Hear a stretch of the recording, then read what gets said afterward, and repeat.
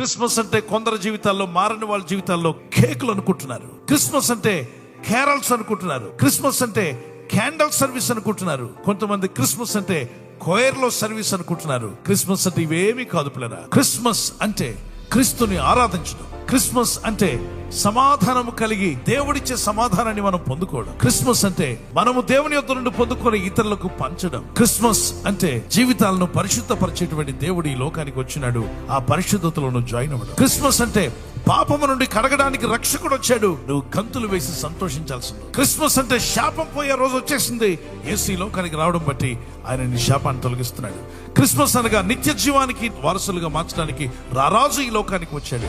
సంవత్సరానికి ఎన్నిసార్లు వస్తుంది క్రిస్మస్ చెప్పండి? యేసుని నమ్మనోళ్ళకి ఒక్క రోజే క్రిస్మస్, డిసెంబర్ 25th వస్తుంది, తర్వాత వెళ్ళిపోతుంది. కానీ ఆ యేసు క్రీస్తుని గుండెల్లో చేర్చుకుని, హృదయంలో చేర్చుకుని, ఇంటిలో చేర్చుకునే వాళ్ళకి ప్రతి దినము